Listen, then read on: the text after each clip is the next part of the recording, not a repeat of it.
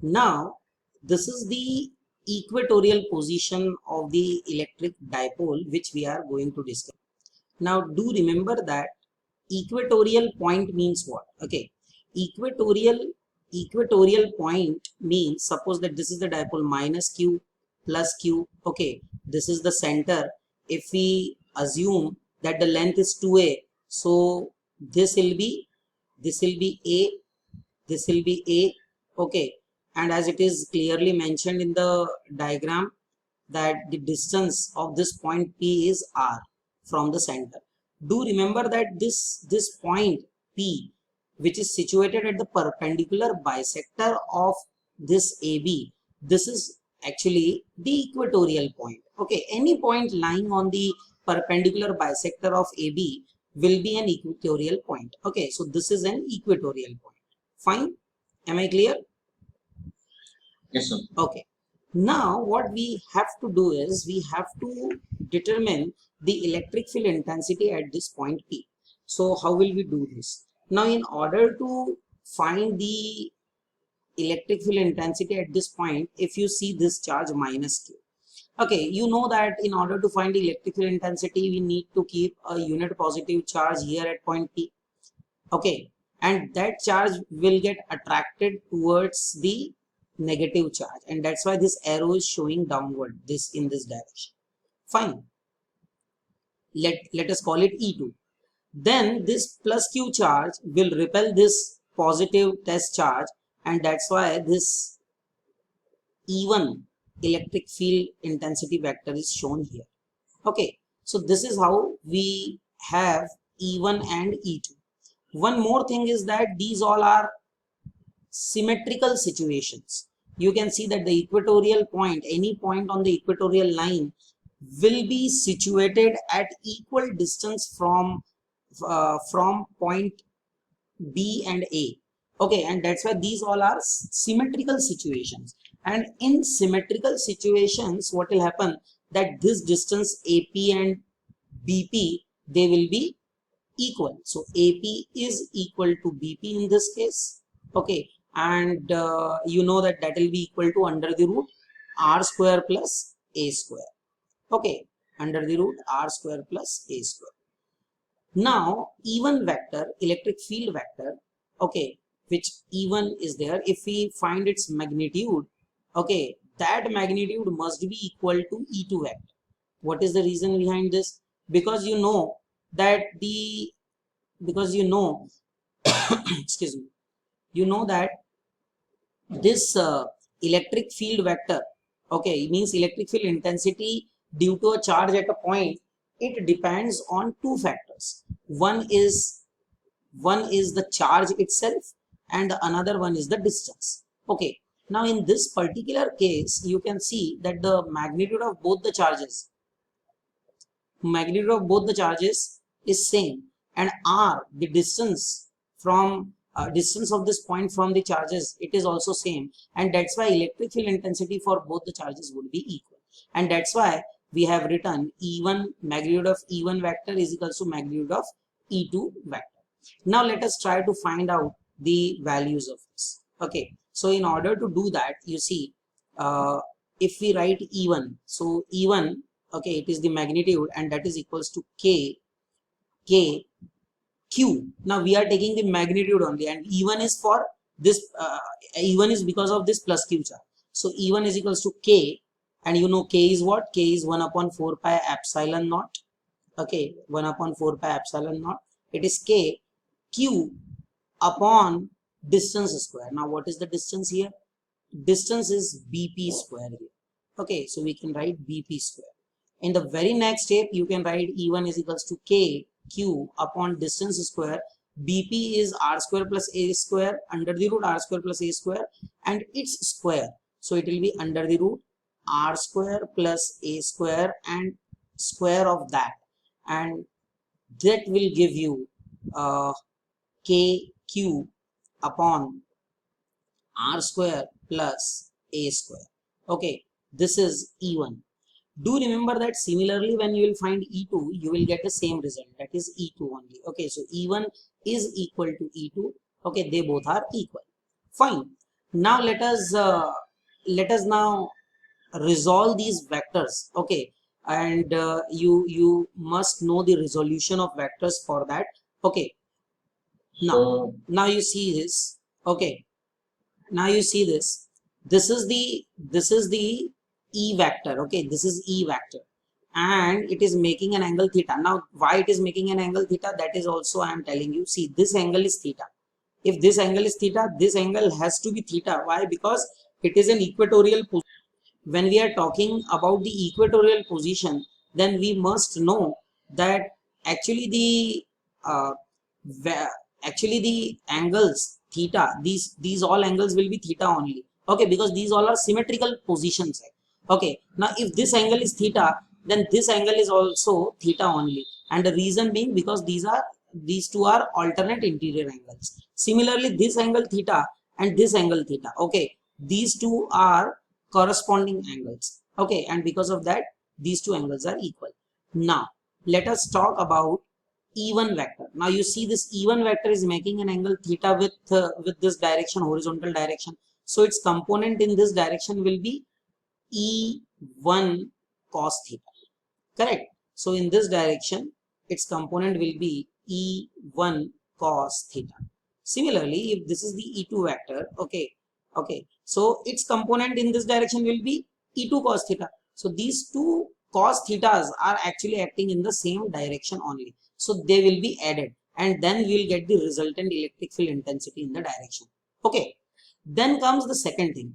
E2 vector, if it is making an angle theta in this with this direction, and E2 cos theta is the component in this direction, then in this direction, which is perpendicular to E2 cos theta, in this direction the magnitude will be E2 sin theta. Correct, it will be E2 sin theta. And if this is E1 vector, if this is E1 vector and it is making an angle theta with this, so component of E1 vector in this direction, horizontal direction, is E1 cos theta. So in the perpendicular direction, or in the vertically upward direction, the component will be E1 cos theta. Okay, now you can see that E1 cos theta and E2 cos theta, sorry, not cos theta, it will be sin theta. Okay, my mistake, it will be sin theta. So this will be E1 sin theta. Now you can see that E1 sin theta and even sin theta, and they both are actually acting even sin theta and E2 sin theta. They both are actually acting in opposite directions, aren't they? You see, one is acting vertically up and another one is acting vertically down. So what will happen? They will balance each other. They will balance each other. So they are not going to change. Now the resultant electric field intensity will be E1 cos theta plus E2 cos theta. So we can write ER is equals to E1 cos theta plus E2 cos theta. This is how you can write the resultant electric field intensity. Okay, also we know that in previous slides we discussed that E1 and E2 are magnitude wise equal, so we may write them E also. Okay, we can write them equal to E. So what we can do, we can write ER is equal to 2E cos theta, 2E cos theta. And as far as the magnitude of E is concerned, see, value of E1 will be equal to E only, no? Then in that case, so we can write KQ upon R square plus A square. So in next step, you can write 2 KQ upon R square plus A square and into cos theta. And this is ER, the resultant electric field intensity. Okay, now what you can do, you can substitute the value of cos theta from here. And how can you substitute the value? For that you have to find the value. So cos theta, you know what is cos theta? It is base upon hypotenuse. What is the base? See, A is the base. Okay, this is A is the base. Cos theta is base upon hypotenuse. Hypotenuse is this, AP. So cos theta will be A upon under the root of R square plus A square. Okay, so we can write A upon under the root R square plus A square, right? So next step it will be 2k q a upon r square plus a square, and then under the root of r square plus a square will come. Okay, so you can write it as k 2 no k q into 2a upon q into 2a upon r square plus a square whole power 3 by 2, and this is the resultant electric field intensity. Next step, you know that q into 2a will be p, that is the electric dipole moment, which gives us the strength of the electric dipole. So this is dipole electric dipole moment. Okay, this gives us the strength of the electric dipole. So p is the electric dipole moment. So in very next step you can write E is equal to k p upon r square plus a square whole power 3 by 2.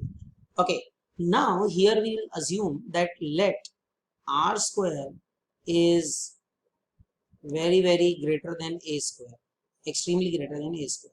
So in that case we can write r square plus a square is equivalent to r square.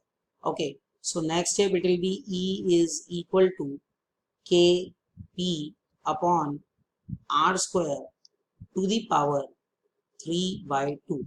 Now 2 and 2 will cancel, so E is equal to k p upon r cube. Okay, or you can write the value of k as 1 upon 4 pi epsilon naught p upon r cube. So this is the formula for the electric field intensity at the equatorial point. Now if you go for the formula for axial point, you must have noticed that for axial point the formula says it is k 2p upon r cube. Okay, and here at the equatorial position it is coming p upon r cube, so it is obvious that intensity at the axial point is double of the electric field intensity at the equatorial point. Okay, so this is the relation between the intensities at these points. I hope that this is clear to you. Now one more very important aspect of this particular derivation is the direction of the electric field intensity. Here you see that the resultant electric field intensity direction in equatorial position is from positive charge to negative charge. As you can see, it is from positive to negative charge. Okay, and you know that direction of electric dipole moment is always from negative to positive charge. Okay, this is the direction of electric dipole moment. So do remember that in equatorial position, the resultant electric field intensity's direction will be opposite to direction of electric dipole moment, opposite to direction of p vector, that is electric dipole moment. Okay, in equatorial one. Now as far as the axial one is concerned, you know that in axial one, when we calculated it, you know that in axial one the resultant was coming in this direction. Okay, this was the resultant. Do remember that when it was coming in this direction, E2 minus E1 was coming in this direction, we wrote it also that it is along OP. See, it is written along OP. Now OP is the direction, basically it is from negative charge to positive charge, and negative charge to positive charge is the direction of electric dipole moment. Negative to positive is the direction of electric dipole moment. So you can write that in case of axial,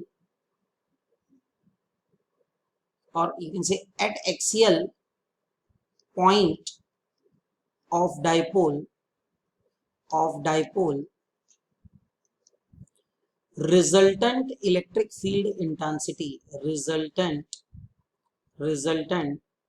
electric field intensity electric field intensity, resultant electric field intensity is in the direction of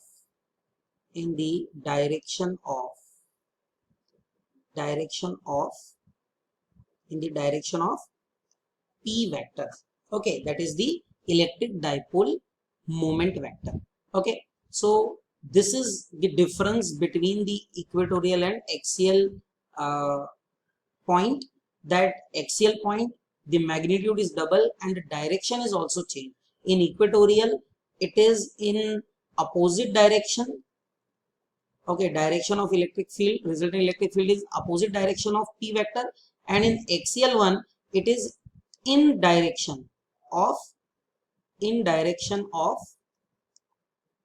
p vector, electric dipole. I hope this is clear to you.